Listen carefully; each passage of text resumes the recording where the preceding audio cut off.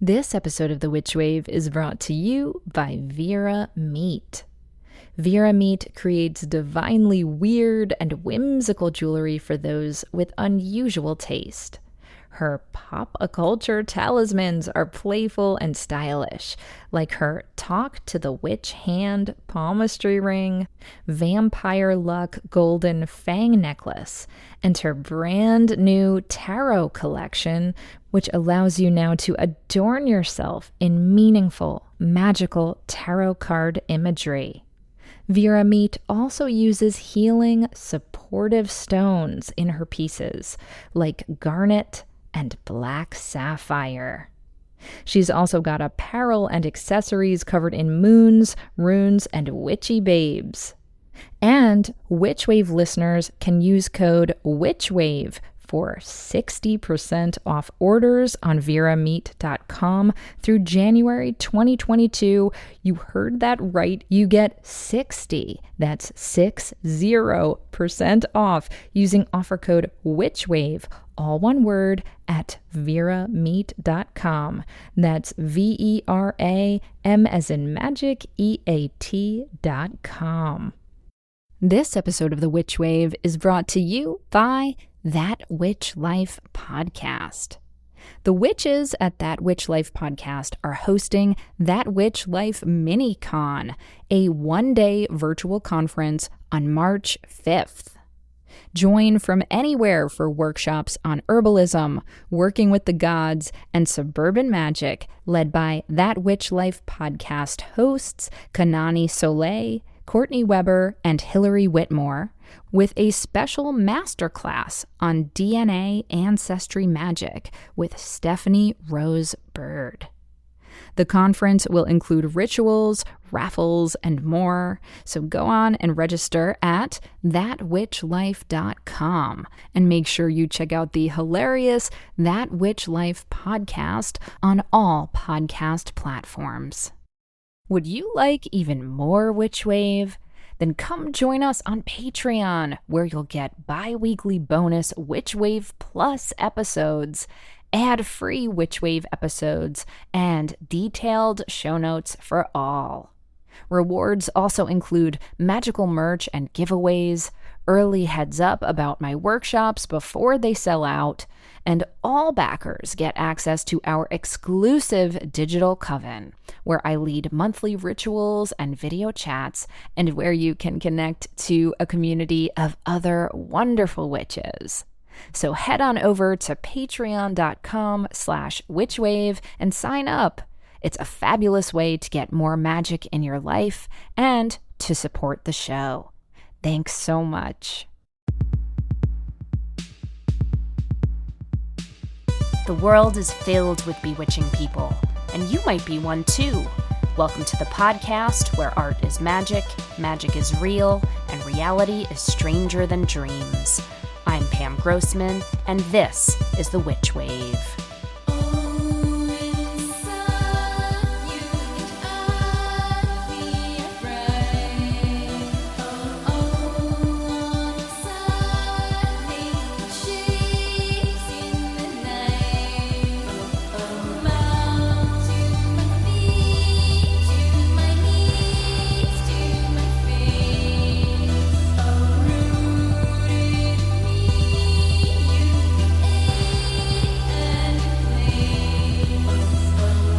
Hello and welcome to The Witch Wave. I've got a very viridescent episode for you today, and so it got me thinking about the fact and the fiction of so-called green witches.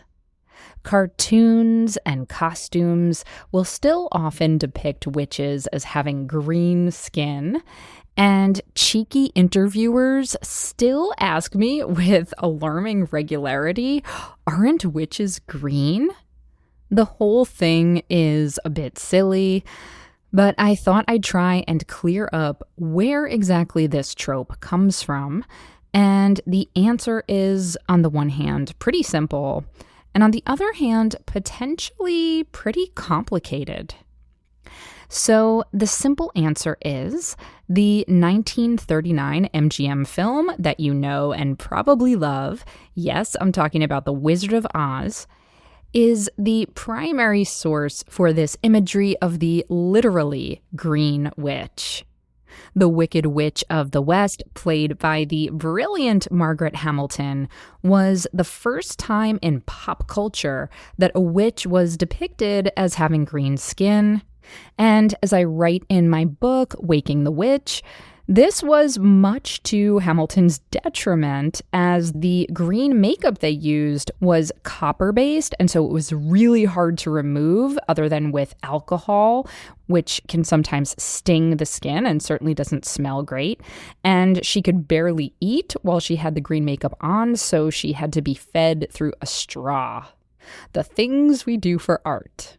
Now, as to why the designers chose the color green for her, there are lots and lots of theories, most of which boil down to the filmmakers really wanting to show off the, at the time, brand new Technicolor technology, which is also why they changed Dorothy's slippers from silver, as they are in L. Frank Baum's book, to ruby, which popped much more on screen. The Wicked Witch also does not have green skin in Baum's book, but on film, this gives an impression of poison and evil and monstrosity, and it's a direct contrast to the ruby red of the slippers. And so this was most likely why they chose that specific color for her when looking for a super saturated hue. And as we know, this witch became the template for so much witch imagery that followed thereafter. By most accounts, there really wasn't an association between witches and green flesh before the Wicked Witch of the West cackled her way on film. However, and here's where things get potentially complicated, you will find lots of debates online about whether or not the Wicked Witch of the West in the MGM film is coded as being an anti-Semitic character.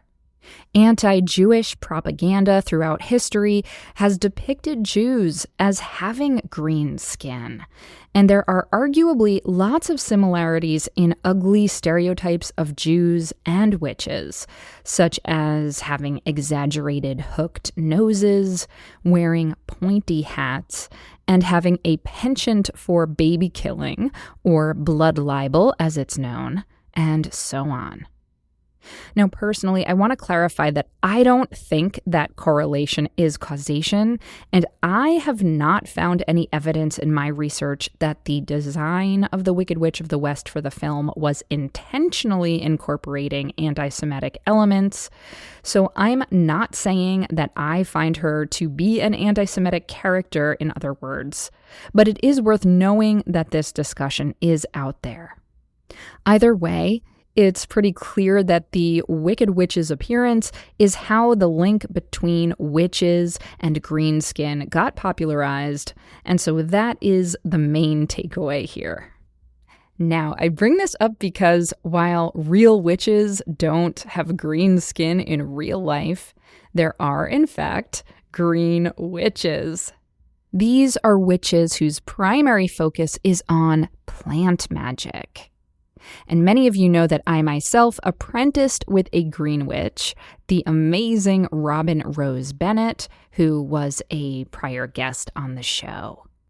And I can honestly say that deepening my relationship with the plant world over the years has made me happier and healthier, and has made my magic so much more potent.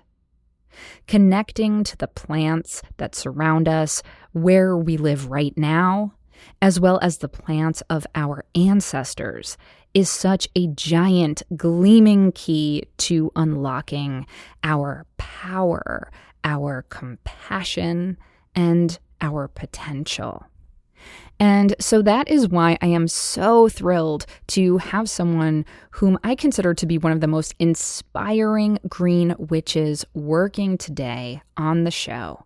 And that is Karen Rose, who is the founder of Sacred Vibes Apothecary here in Brooklyn, as well as the author of a magnificent new book on herbal magic. My conversation with her made me feel brighter and more vital, and I sincerely hope that it will have the same effect on you.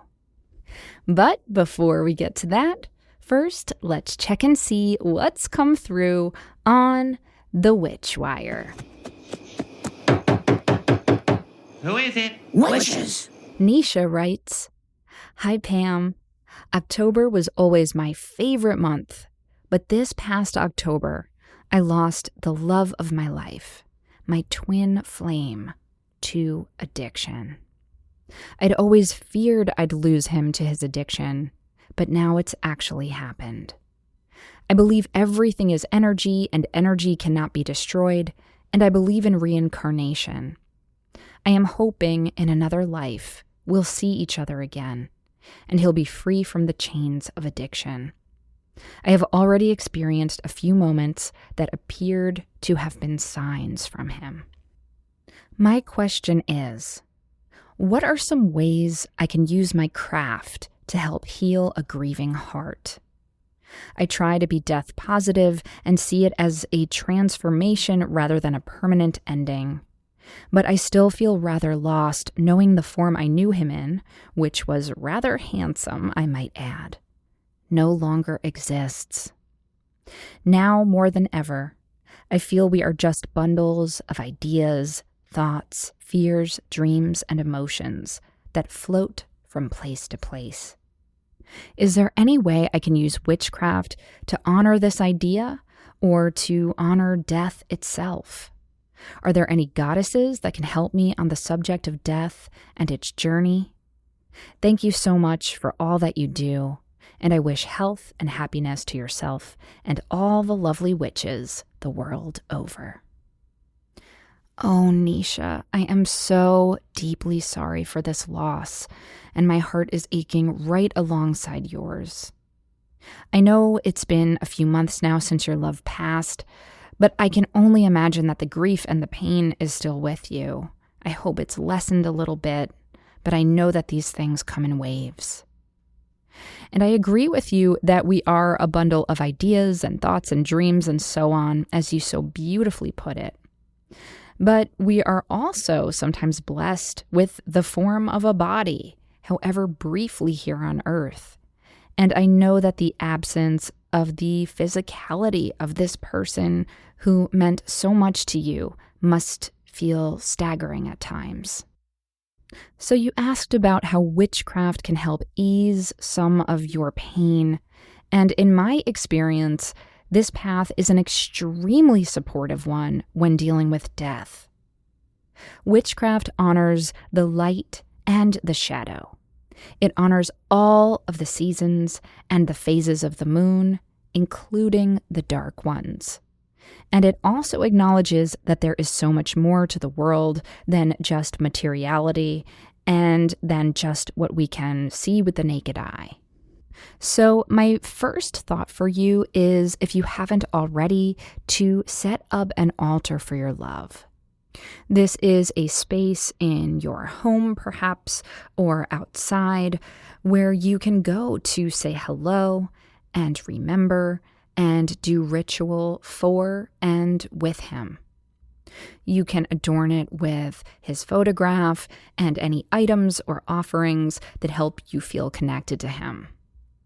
In regard to deities, I'm not sure what your background is, but I often love the Greek goddess Hecate, or Hecate as she's sometimes called, for this sort of work.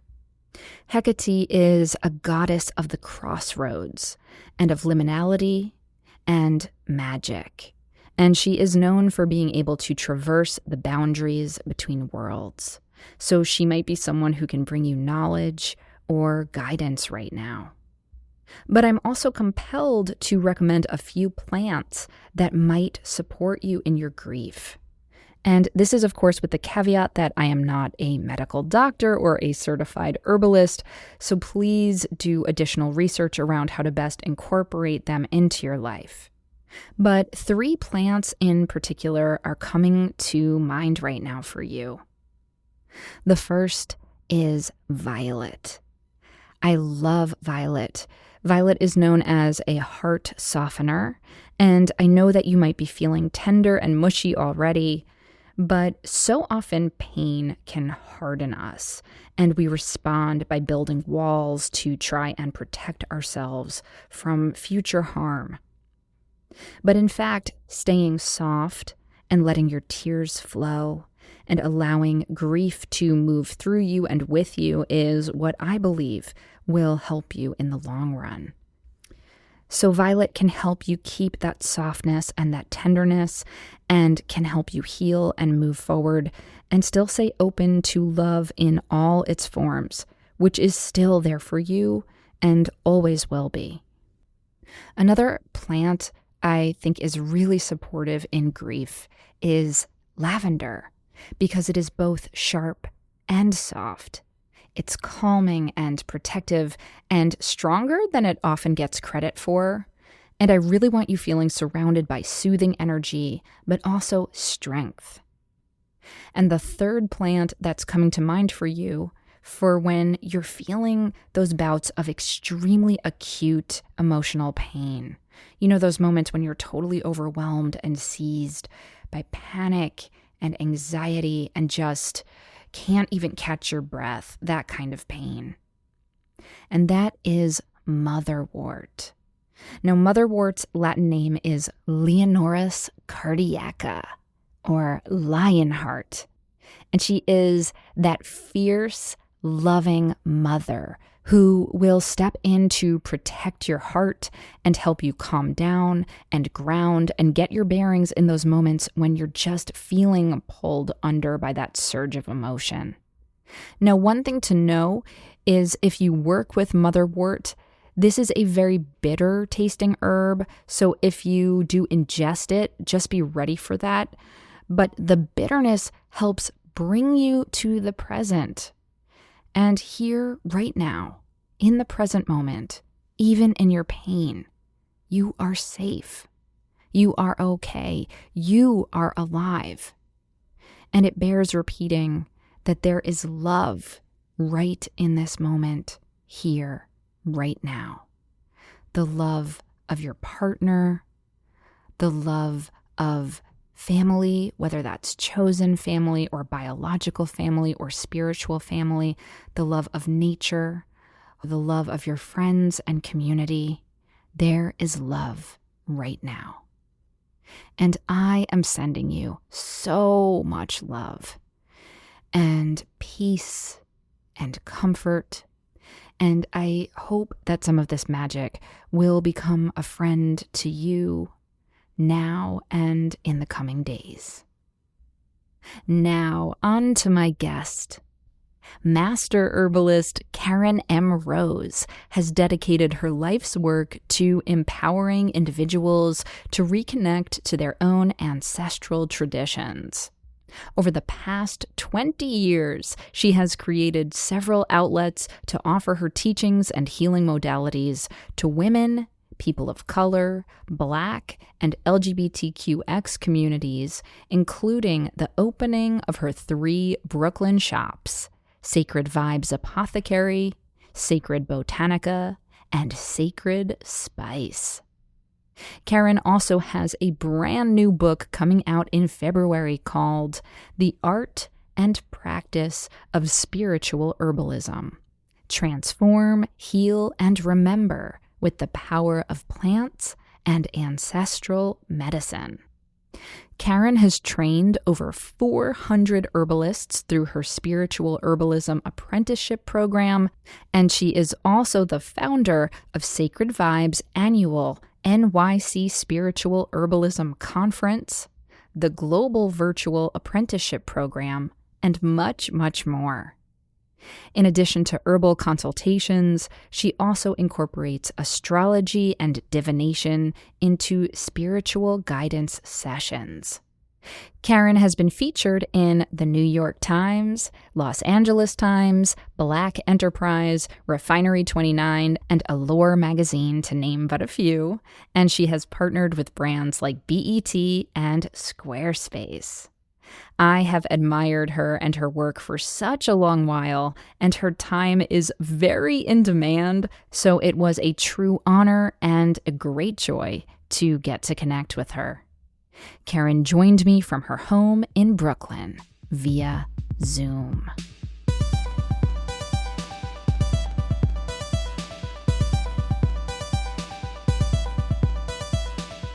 Karen Rose, welcome to the Witch Wave.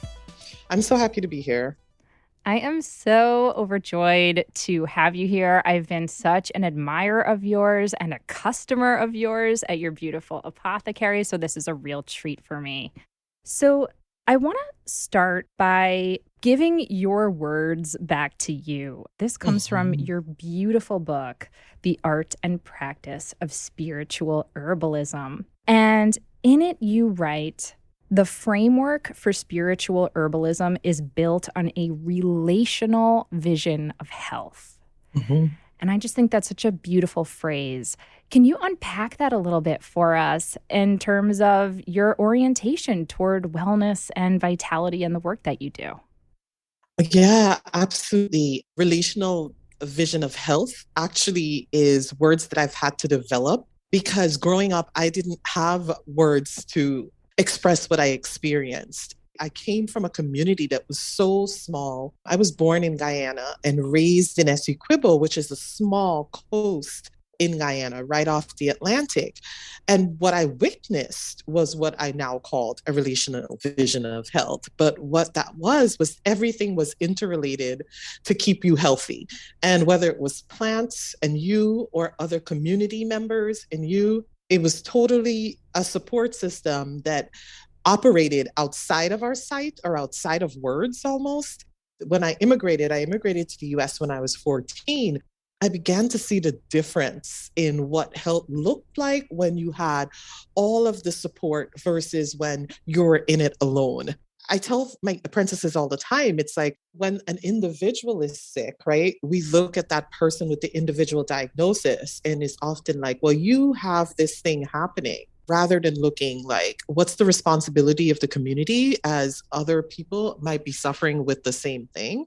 Like, what's our responsibility as a community in having accountability? And we're also responsible for the wellness of each individual in the community. So when I think of relational vision of health, that is what I'm thinking about, that sickness and illness and lack of wellness does not occur in a vacuum. It is very telling about what's happening communal wide. So how did that kind of manifest back in Guyana versus here? Like when someone was struggling with some kind of disease or unwellness, what was the approach like over there that was so different from what you've experienced here?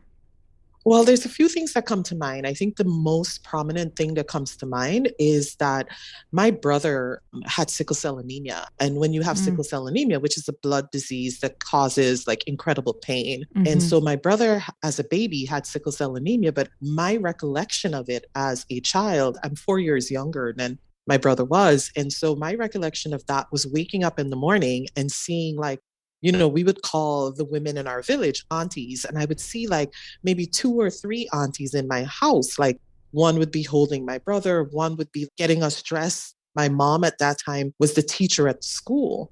And, these aunties, I'd wake up and be like, did they spend the night here? Or, but it was just like they were already in our house getting our family ready so that my mom can actually go to work and teach and not have to be the only point of care for her son. They knew like this was naturally their role within the community to provide this level of support as my mom went out and taught all of their kids. So it felt like, oh, okay, like our family didn't have this major interruption because my brother was sick. Well, fast forward to a few years later, when we arrived here as immigrants, it was a very different story. Like my brother still would get sick, but at that point, most of the care was centered around my mother. My mother at that time, being an immigrant, was working nonstop, for her children. And so My mom also got sick because it's just not something that you can keep up. I was 14 years old and I would like do my homework at the hospital at my brother's bed. I didn't have the words for it then, but I instantly realized what a lack of community can look like. So when you ask, like, how was it demonstrated? That was one way that I saw as a child that I didn't have words for, but I knew that the impact of having someone in your family working through illness impacts the whole family, not just the person that's sick without the proper supports. The other ways in which I saw this was in Guyana, we called sprains or strains in the digestive system. We would say that you have Nara, which is an Ayurvedic word for like a sprain or a strain in your digestive system. Ooh, what is that word exactly? Nara, it's called. And I Mm. think it's related to Hara, which is the belly button in the traditional Vedic definition. But, Mm. as a child, my grandma would be like, I told you not to be jumping out of those trees, or I told you not to be climbing those trees. But then she would say, well, why don't you just walk over to Sundar and get your belly rubbed? I mean, I would be what, 8, 9, 10, and I would just walk over to Auntie Sundar's house, and she was a body worker, Mm. which, we didn't call her a body worker. We just knew she knew how to rub the belly. And so I would just walk over to her house and she would just lay me out and just like rub my belly, and instantly I would feel better. And then she would Mm. send me back to my grandmother's house. There was like no exchange of, she knew what I was coming for. She knew who I belonged to. She didn't have to ask me for like her fee. It was just a different kind of way of living, I want to say. Yeah. And it strikes me that this is both like a spiritual ecosystem you're talking about, but it's also an economic one. Your mom didn't have to miss work. I mean, it makes sense for us all to pitch in and take care of each other. And then the whole ecosystem can really thrive, right?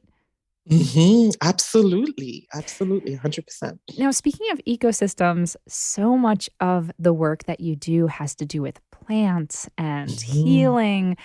What got you kind of started on that path as a healer and as someone who works with plant magic?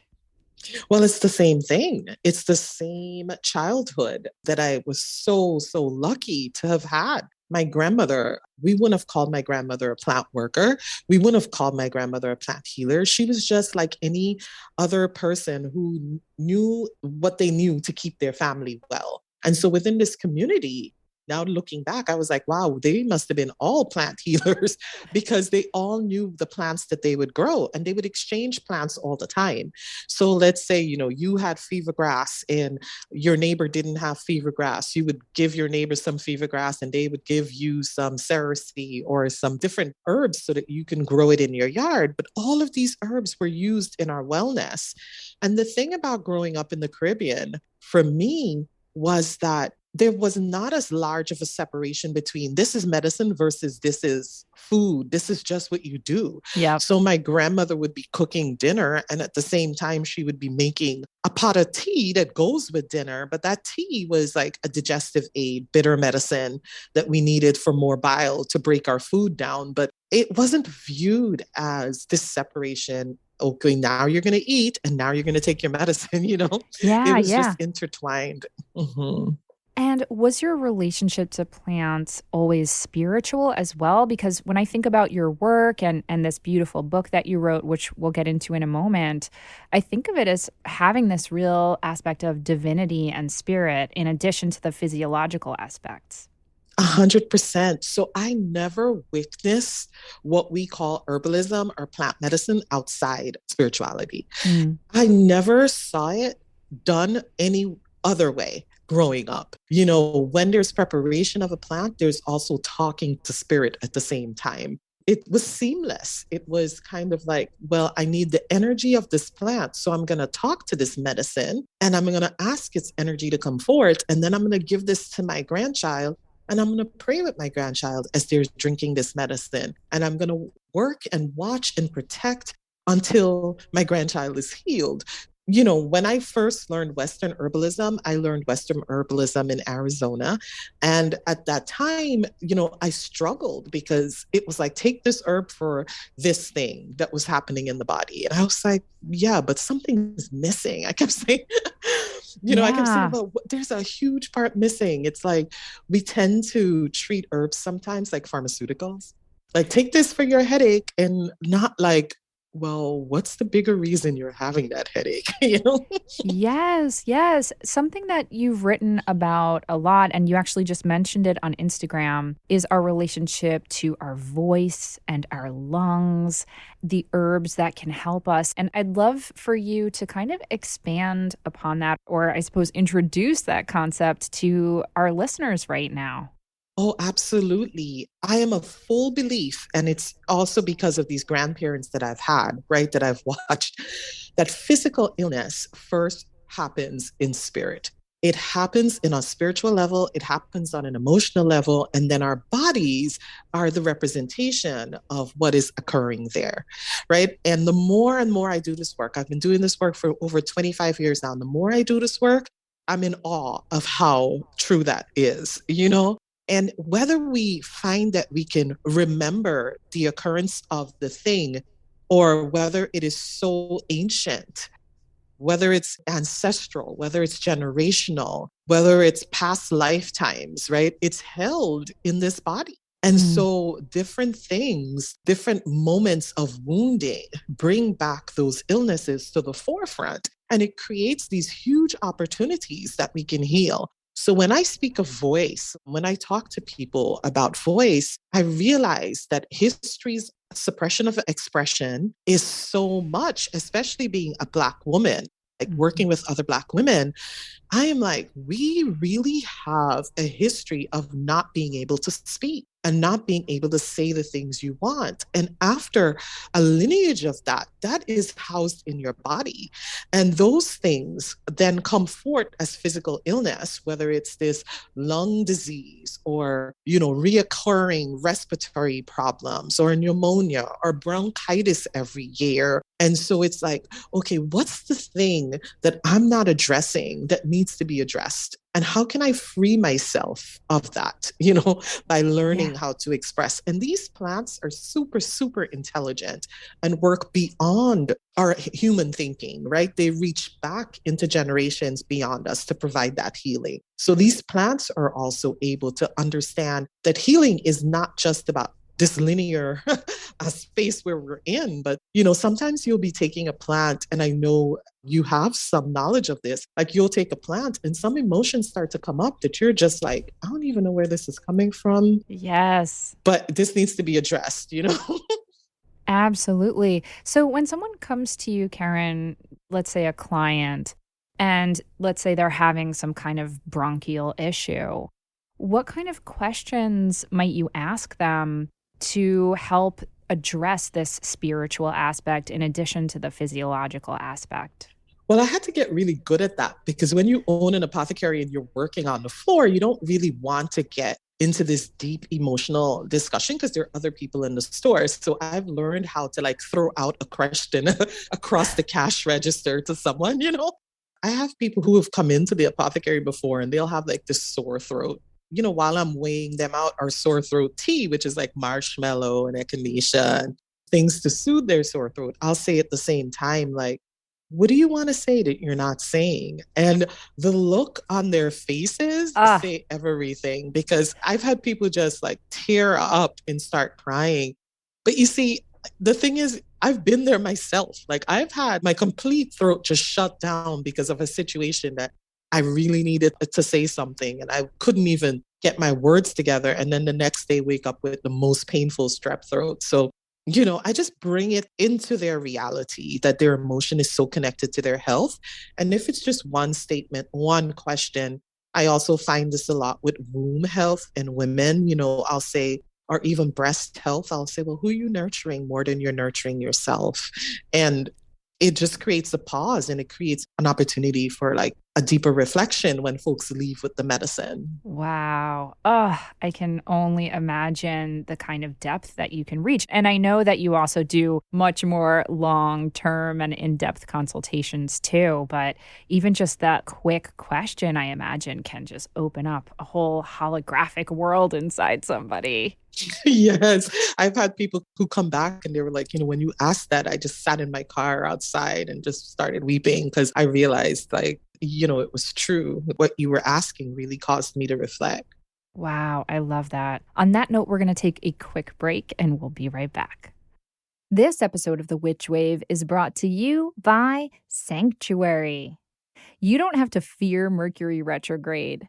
Sanctuary is here to help with psychic readings, daily horoscopes, tarot cards, and more for guidance every step of the way. Surviving Mercury retrograde is all about understanding how the planet uniquely impacts you. In the Sanctuary app, their expert astrologers can help you explore your own astrology and learn how to cope with the alleged chaos with confidence. You can get an astrology reading today, and you can even go beyond astrology to connect with expert psychic and tarot readers to understand the messages the universe is sending. Are you ready to explore the stars? Talk with a psychic live right now with the Sanctuary app. Best of all, your first psychic, tarot, or astrology reading with Sanctuary is only $4.99 for 5 minutes. So go on ahead and download the Sanctuary app from the Apple or Google Play Store.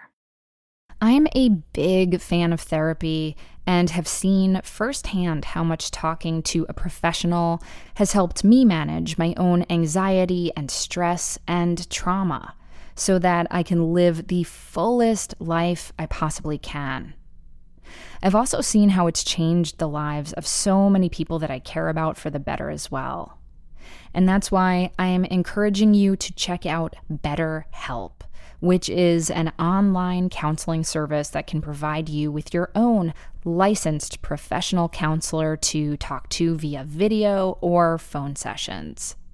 And it doesn't have to be that heavy of a topic. Maybe you just need a place to be heard and have an outside perspective on your everyday struggles with your job or your relationships. We all have so much that we're carrying with us these days, between our personal issues and, need I say, global issues, and it's just a lot. And I'm telling you, talking it all through with someone who is trained and objective and not a friend or family member is such a gift. Because their actual job, is to listen to you and help you work through your feelings about it all. So please consider reaching out to the folks at BetterHelp, and they'll connect you with a counselor who you can start chatting with in under 24 hours. And they've been doing remote sessions since before it became the norm, so they've built a platform that's accessible, convenient, and secure. Also know that BetterHelp offers financial aid to those who qualify, and they make it really easy to switch counselors so you can find one that you truly click with. Best of all, Witchwave listeners get 10% off your first month of counseling by going to betterhelp.com/witchwave. That's better, HELP.com/witchwave. Please take care of your mental well-being. It is so necessary, and there is absolutely support out there for you. Do what over 1 million people have done already, and head on over to betterhelp.com/witchwave, find a great counselor to talk to, and know that I am here rooting for you.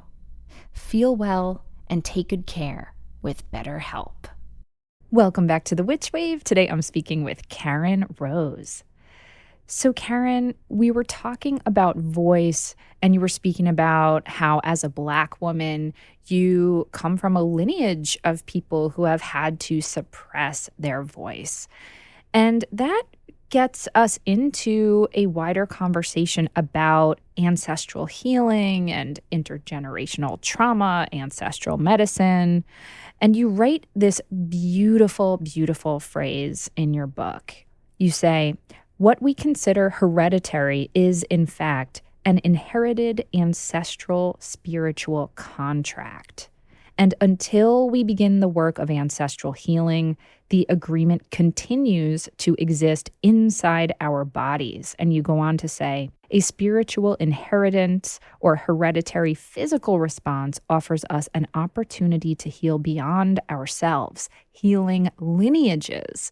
Oh, I mean, first of all, that's just so powerful, and we should unpack that for folks. But I was also really fascinated by the notion of, yes, we're working on healing our ancestral trauma, but the idea that we could even heal our ancestors kind of retroactively really blows my mind. So I'd love to hear that kind of spoken about too.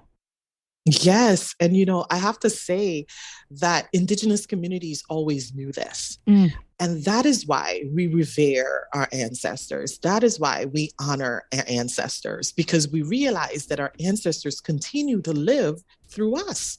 So when I'm standing, it's not me, it's all my grandparents standing. We have this saying within our community that we're our ancestors' promise. And we really are. We are the promises that our ancestors made. Being a mom now, I see clearly how that lineage is connected. Everything I do and all the improvements that I make in my mental and spiritual and physical bodies benefit my children. And it yes. benefits their children Mm, going forward. So I believe that this was also what my ancestors gave me. My ancestors put in all of that work.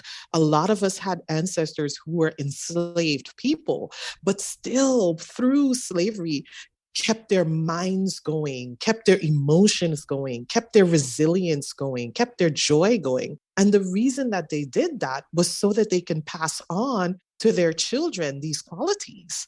And so everything that my ancestors worked for and achieved in their lifetime, and I'm speaking emotionally, spiritually also, is passed on through me. So, along with the sorrow or the trauma that I've inherited, I've also inherited this deep resilience, this gift of connecting to joy, even in difficult situations. Those are all things that are inherited. So when I am able to work on myself, my connection with my ancestors is still present. So I'm able to heal the lineages backwards, as I'm able to heal Lauren and her children. Lauren's my daughter, and her yes. lineages forward by the work that I'm doing. One of the things that is so incredible is when I invite my ancestors into my home through my ancestor altar, my ancestors are present and they're cheering my healing on. Um, Yes. I've had ancestors, my great grandmother, Emma, had to give her children up.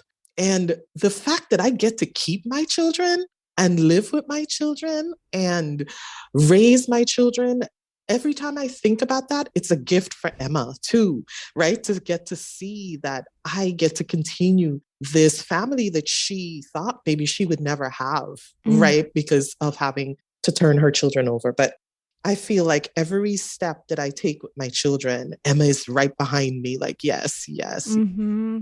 Yes, yes, gorgeous.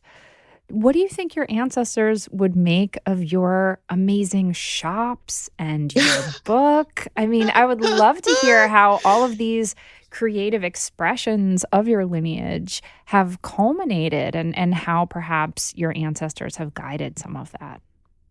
Well, that question alone brings tears to my eyes because this is called the witch wave. So I'm going to get as witchy as possible. Oh, But bring it on. my ancestors live in my places, live in all the spaces that I've created. Before I even open, I go to my ancestors and say, like, this is what I want to do. Can you do it with me? So I'm never doing it alone. I'm always doing it in tandem. As a matter of fact, my maternal ancestors were entrepreneurs. They were women entrepreneurs. Back in the 1800s, they were Chinese. They had these incredible businesses, what we would call bars. In Guyana, we call them rum shops. And so they own these rum shops. And women at that time owning gambling hall and rum shops is completely unheard of. Yes. So I'm always talking to them. Annie is my great great grandmother. There's an altar in all my shops to Annie. And I'm always talking to Annie. I'm saying, Annie, this is difficult and I need your help. Show me the right way, point me in the right direction. Let me know, what needs to happen with this that we're working on. You did this at a time that it was completely unheard of. You were an immigrant from China and opened up like 6 businesses along the Ah, coasts. And so yes. you had to have it in you, Annie. So just show me, what I need to do. Yes. Mhm. Yes. So, how did that culminate in opening your first shop? Was Sacred Vibes Apothecary the first one? Yes, so Sacred Vibes Apothecary in Ditmas Park was the first one. It culminated with the need for courage. Like you know, entrepreneurship is not for the faint-hearted. Ooh, And so yes. I called on Annie every step of the way, to guide and to support. I was a single mom and I had three children. And I was like, this is a huge step. Like, where's my paycheck going to come from? But, just faith, just incredible faith. Oh my goodness. I didn't realize that you had 3 kids when you started the shop. That's My amazing. youngest was 18 months. Shiloh Oh was my 18 months. goodness. So, what was it that was driving you to want to open a shop as opposed to being, an herbal consultant at someone else's Mhm. business? I think it was the way in which I practiced herbalism, number one. I was teaching herbalism before, and I remember one day I was teaching about indigenous African tradition. And someone after the class came up to me and said, you know what?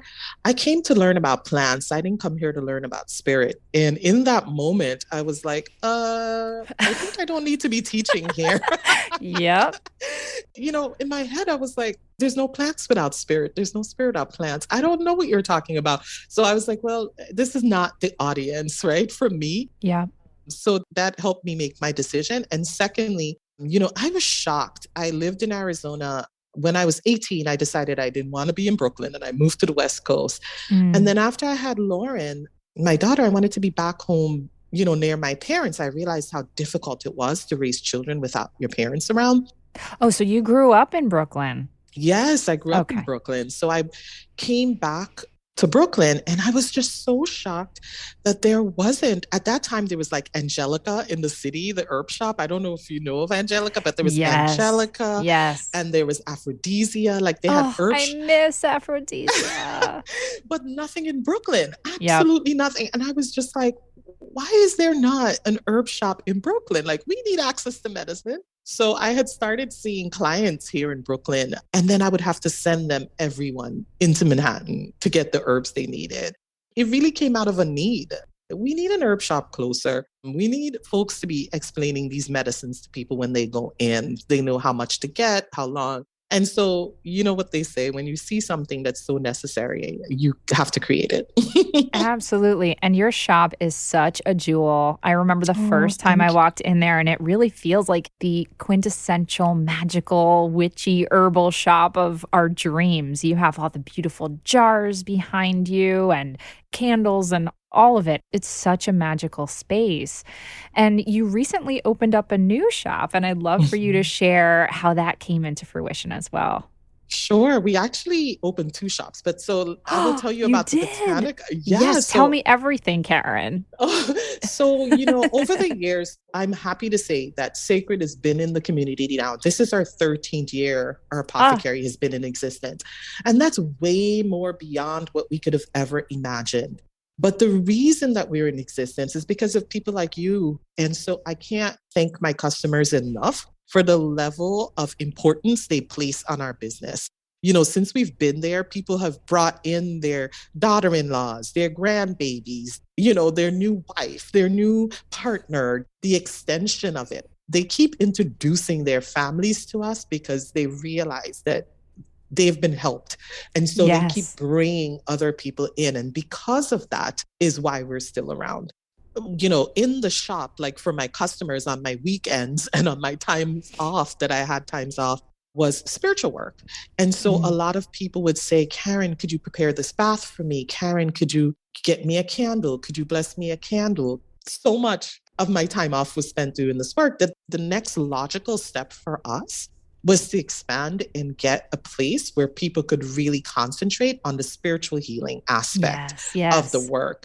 And so in 2020, right before the pandemic, as a matter of Ah, fact, I remember seeing it pop up on Instagram and I was like, whoa, timing. is something else. I would Mm. have March 14th was our grand opening and March 16th, the entire city shut down, Whew. right? It was the Yes, day it did. before. Oh, And wow. so it's our pandemic baby. So we're 2 years old now. We're getting to 2 years old in March. And Karen, this is the Botanica you're talking about? This is our Botanica. So our Hmm. Botanica is Sacred Botanica, and it's about 3 blocks away from the apothecary on Coney Island Avenue. And it's like, we're looking at our baby and going, you were born in the pandemic. But, again, more than ever, our community was like, we need spiritual work. What is happening? We're isolated, we're depressed, we're sad, we're alone. We need to like really buckle down and do the spiritual work that we're here to do. And so they have also stepped forward and be like, yeah, been supportive of our space. And so we're going to be 2 in March. Oh, well, happy birthday. Congratulations. That is so, so wonderful. And you also are still doing the apprenticeships, correct? Yes, 100%. So my apprenticeship program is also about 12 years old. And it's brilliant because, for such a long time, being an apprentice myself, I longed for a teacher who looked like me. I longed for learning herbalism by a Black Indigenous person. And that just was not accessible when I was learning herbalism. And I knew that is what I wanted to do.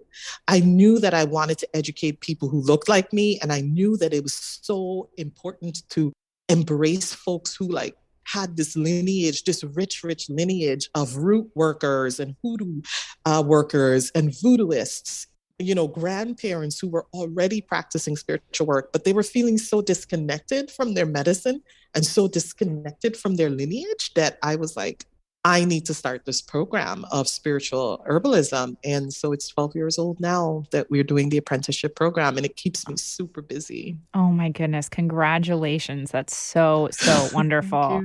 So I'm going to ask you, I'm just going to be vulnerable and ask an awkward question. And it's something that I'm asking on behalf of white listeners.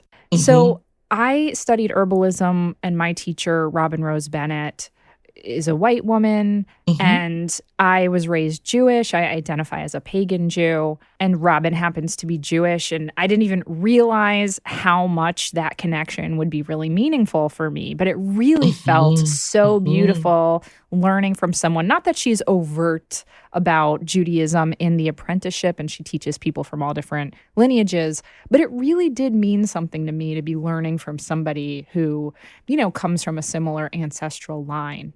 That said, I also understand that there is a beauty in cross-pollination. So I wonder if a white apprentice felt called to study with you, is that something that you feel you have teachings for? Or are you in a space right now that you're like, I know my mission is to educate Black people, Black women, and that's my truth? I'd love to hear you talk about that if you don't mind. Sure. So our program is open to everyone. So I end up educating a lot of white women. The white women that I choose for the program are often people who are involved in justice work, are often people who are educators themselves, right? Are often people who are social workers, therapists, educators, folks who have contact and are raising or teaching all of our children. And so it's super important for these folks to also come in and sit and experience and talk.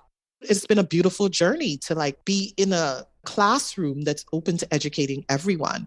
Because ancestral work is not only for people that are Black and POC. Ancestral work is for everyone. And as a matter of fact, I tell my white students, my goodness, you have tremendous ancestral work to do. Oh, right? Hell yeah, we do. It's like getting a start or opening up just the same things that I'm opening up for my other students also, for them to explore further what work needs to be done and how to go about doing it.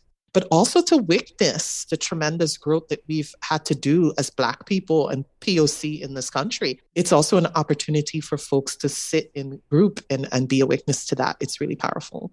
Absolutely. And hold space for that instead of it being centered in the conversation, I'd imagine. Correct. Absolutely. So we're clear about what the apprenticeship program centers, but it's open to everyone. So it's taught by a Black teacher. So it definitely centers the learning and the history and the wisdom of Black Indigenous folks, but it's completely open to everyone. And we are all touched by the history and the wisdom of Black Indigenous folks. Absolutely.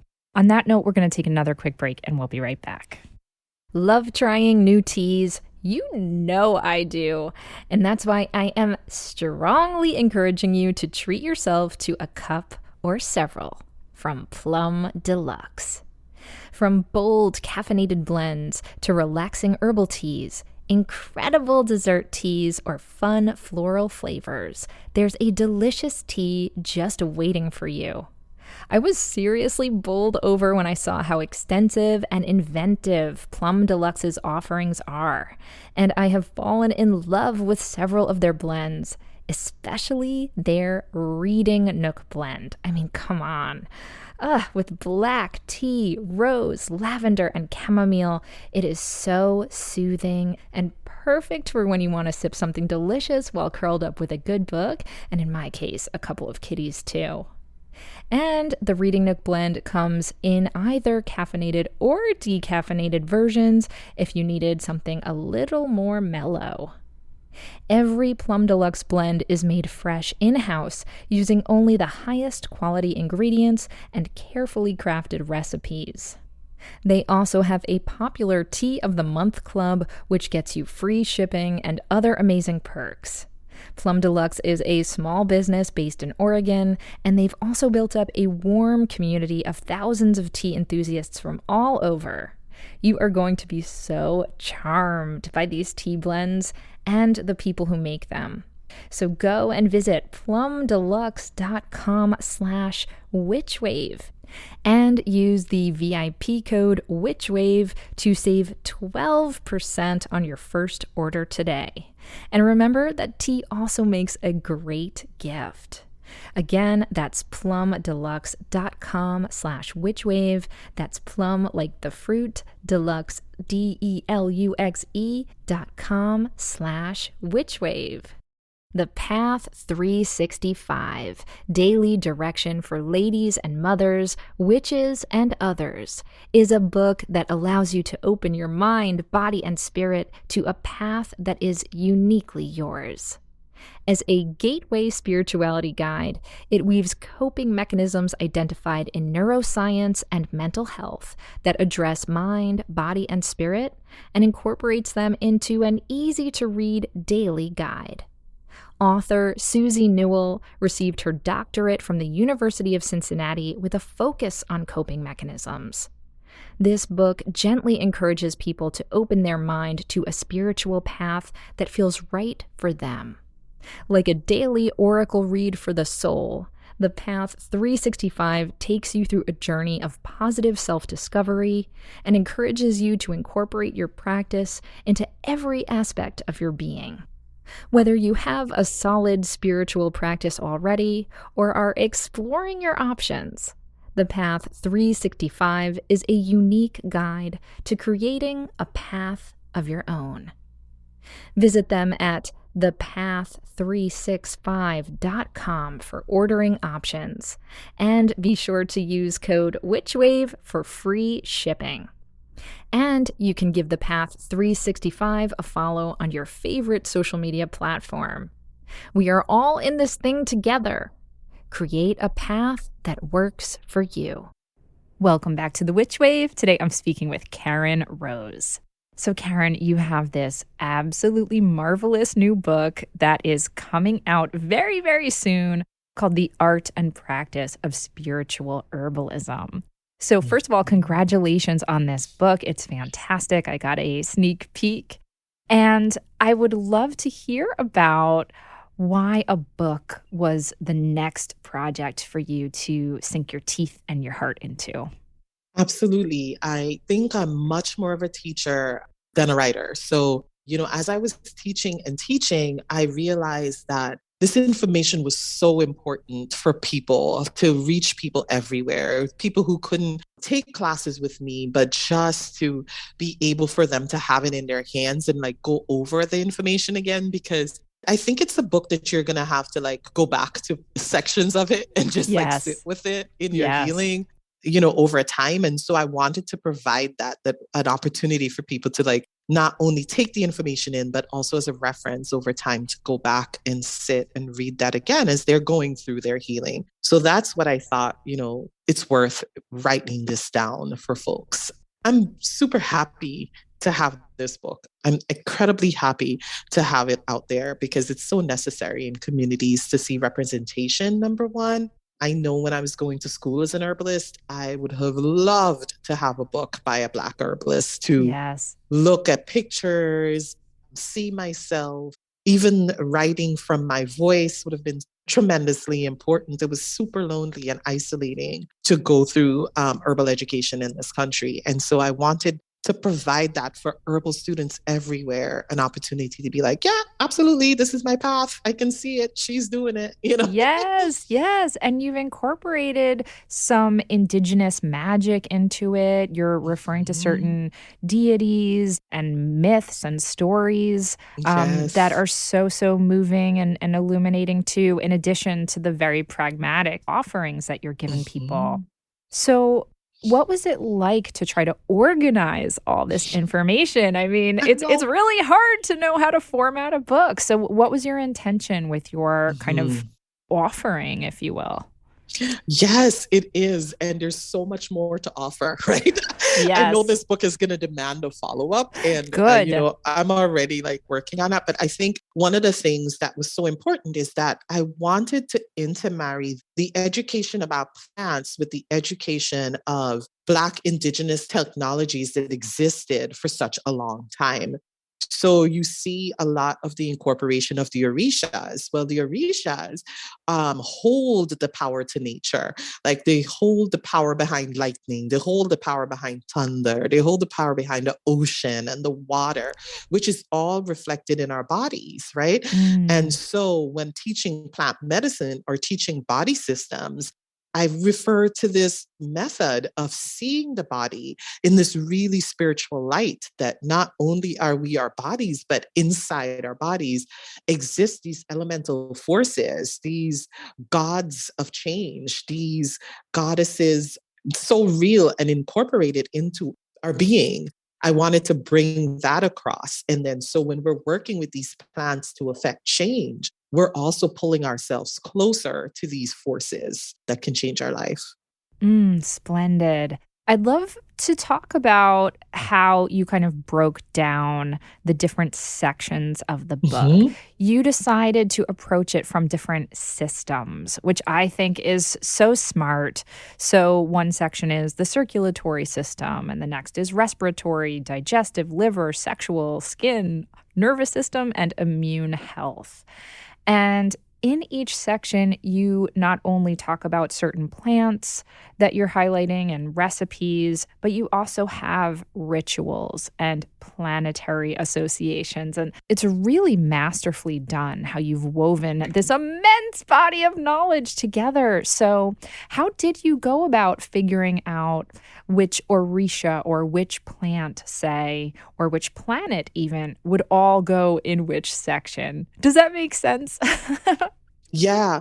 So I'm an astrologer and planets are like my other language. They exist in me anyway.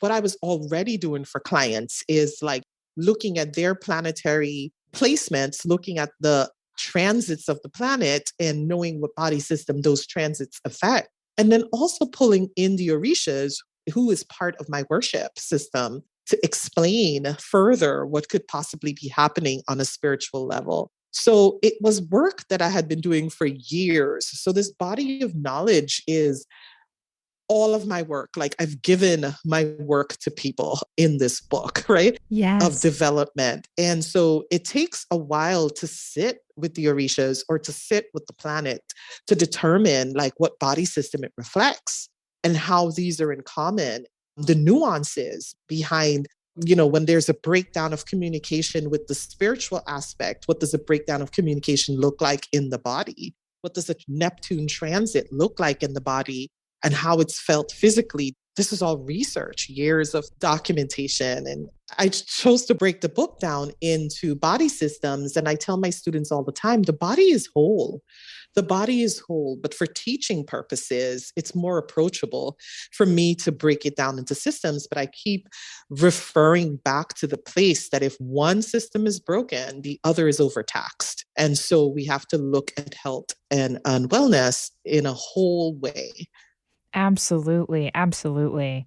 So, I want to get a little bit more granular, and I feel called to ask you in this moment, we are coming up on year 2 the Mhm. second year anniversary, if you will, of this fucking pandemic, pardon my French.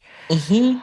Are there certain plants that you are feeling that this is maybe their moment, whether spiritually or physiologically or both, that you feel called to make sure we know more about them? Or is there not just universal ones and everybody's different? I wonder if there's a plant that wants to enter the chat, if you will.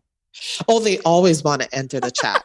So I'm going to start with the category of plants, right? So one of the things that I'm constantly saying to people is pick an adaptogen and buckle down. Like there are many of them out there, but adaptogens are plants that affect the immune system and they affect our nervous system. They help manage your adrenals, which are all exhausted from this constant trauma that we're experiencing. What we're experiencing is communal trauma. And so our adrenals that sits on top of our kidneys work every time your body is in fight or flight status, your adrenals kick in. But we've been in fight or flight status for 2 years Yep. for some people. So some people have said to me, Karen, I've done nothing for 2 years, but I've never been this exhausted. And I'm like, yeah, you may not be doing anything in terms of like getting out your house or like being as active as you were before, but your mental is so overworked, you're over traumatized, you're confused. All of these things acts as an impetus for adrenaline to be released into the system. And so after a while, your adrenals get really exhausted. And that's the beauty of adaptogens. They really work to help to prevent adrenal burnout. And adrenal burnout is when we have overactivated our adrenal glands, right? And so this group of plants that are adaptogen, they're wide. There are many adaptogens that you can work with. Some of my favorite are mentioned in the book. I talk about reishi. That's Mm, one of my favorite adaptogens because I also like to have people choose an adaptogen that's exists in their environment locally. And in New yes. York, we grow lots of reishi mushrooms. You can access reishi mushrooms by just foraging in the wild if you know how to identify them. You have to make sure that you make a positive identification before you Yes, could yes. use it. But reishi mushroom, I like astragalus, I like maca.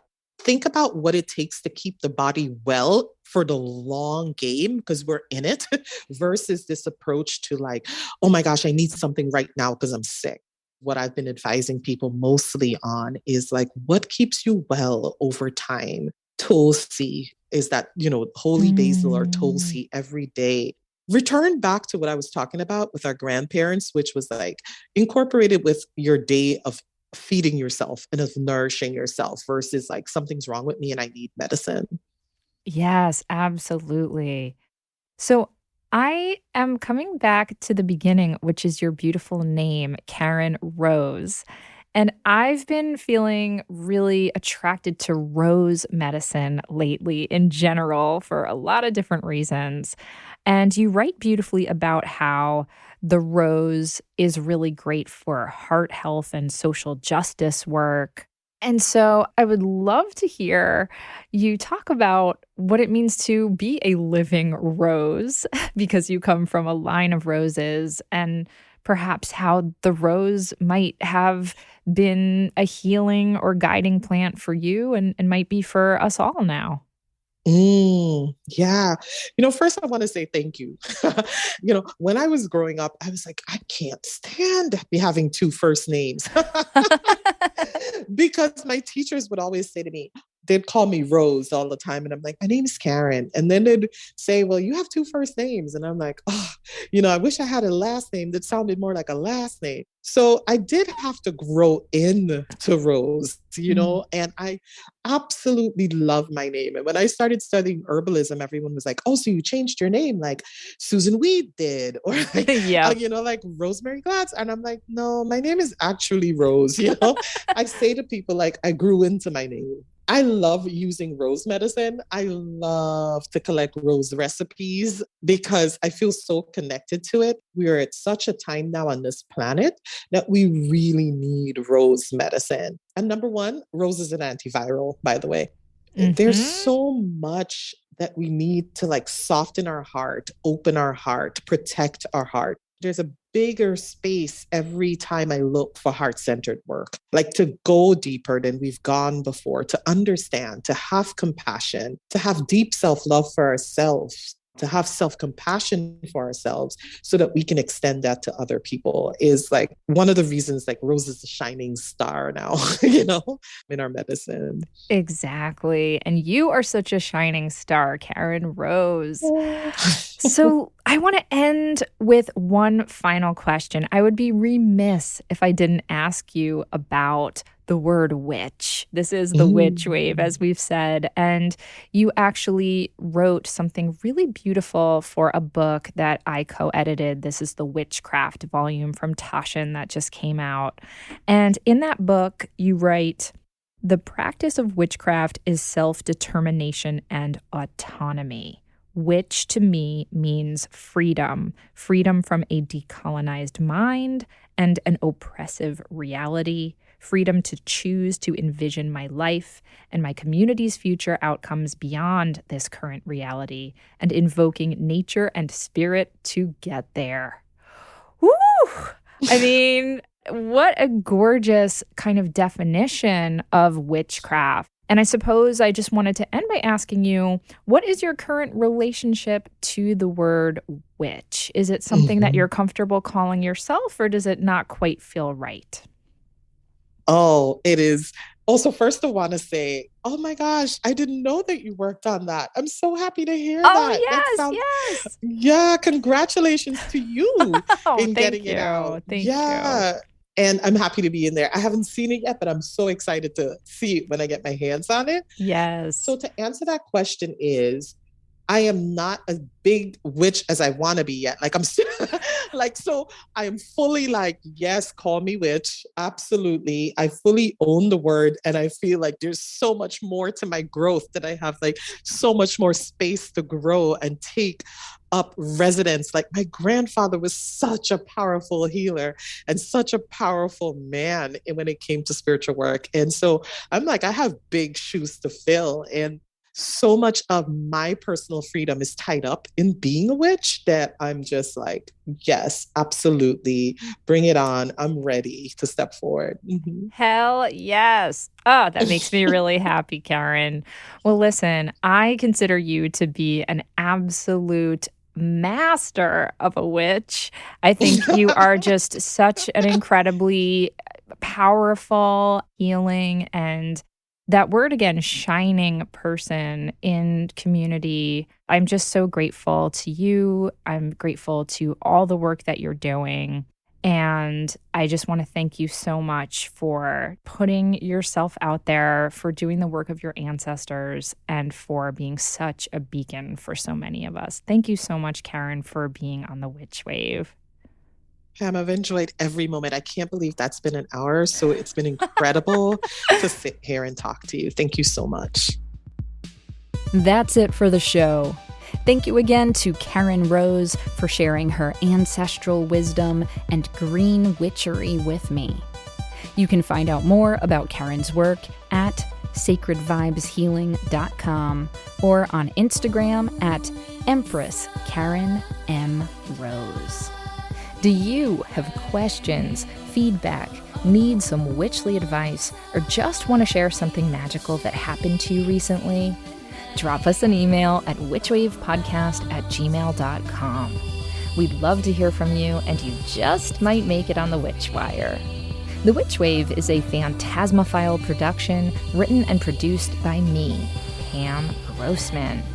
This episode was recorded and edited by Josh Wilcox and myself.